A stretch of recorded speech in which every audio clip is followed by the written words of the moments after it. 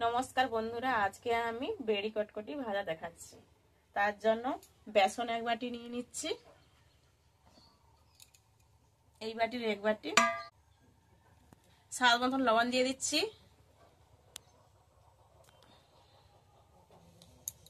এক চামচ করে জিরা, কালো জিরা আর জোয়ান এক চামচ করে দিয়ে দিচ্ছি। এক প্যাকেট চাউমিন মশলা দিয়ে দিচ্ছি, একসঙ্গে মাখিয়ে নেব।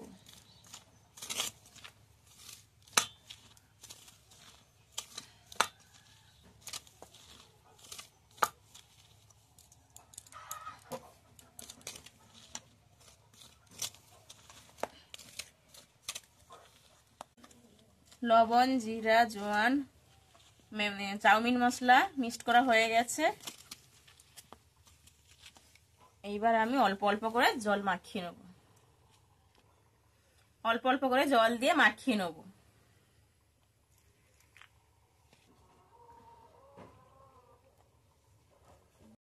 এইভাবে অল্প অল্প করে জল দিয়ে মাখিয়ে নেব। মোটা করে মাখাতে হবে, পাতলা হয়ে গেলে হবে না।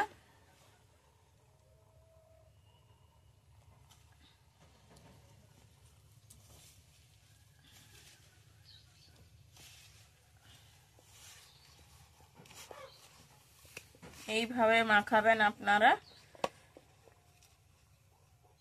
মোটা করে মাখাবেন, নচেৎ পাতলা হয়ে গেলে হবে না। দেখুন বন্ধুরা, আমার মাখানাও হয়ে গেছে। এইভাবে মোটা করে মেখে নিয়েছি, এ নরম হয়ে গেলে হবেও না। দেখুন হয়ে গেছে আমার মাখানা। এবারে আমি ডাইসে ভরে নেব।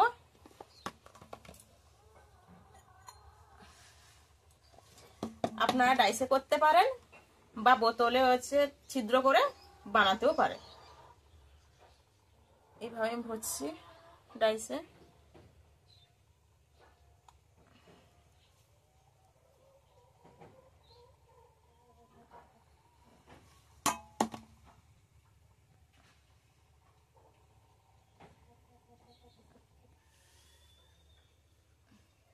দেখুন বন্ধুরা, এরকম ডাইস আমার ছিদ্রগুলো এইরকম ভাবে আছে। দেখুন মাখানা হয়ে ভরা হয়ে গেছে ছিদ্রগুলো। দেখুন, তোমরা ডাইসে করতে পারেন আর এমনি বোতলে ছিদ্র করে করতেই পারেন। এর কড়া আমার গরম হয়ে গেছে, সাদা তেল দিয়ে দিচ্ছি। এবারে আমি তেলও গরম হয়ে গেছে,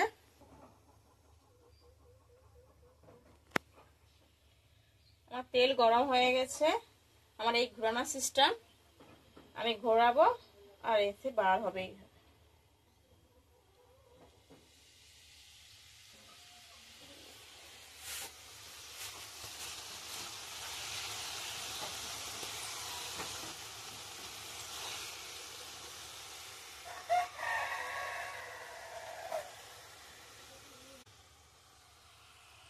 এভাবে দিয়ে দিয়েছি, হালকা আঁচে ভাজতে হবে।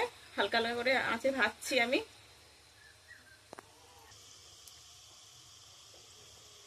হালকা হালকা আঁচে ভাজতে হবে, না হলে পুড়ে যাবে। জ্বালন বেশি দিলে, আঁচটা বেশি থাকলে পুড়ে যাবে, হবেও না, কাঁচাও থাকবে। একটু উল্টে দিচ্ছি।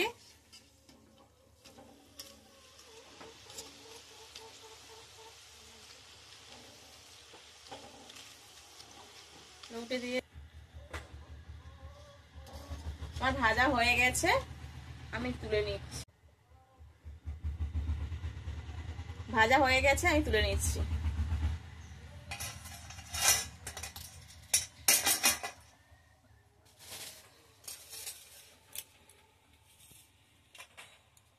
কত সুন্দর আওয়াজটা হচ্ছে দেখুন, মচমচে মচমচে হয়েছে।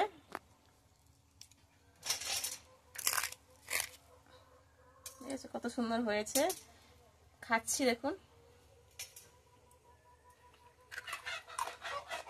খুবই আওয়াজ হচ্ছে, হেভি হয়েছে, ভালো হয়েছে খেতে। ভালো কুরকুরে কুরকুরে কটকটি ভাজা ভালো হয়েছে, খুবই সুন্দর।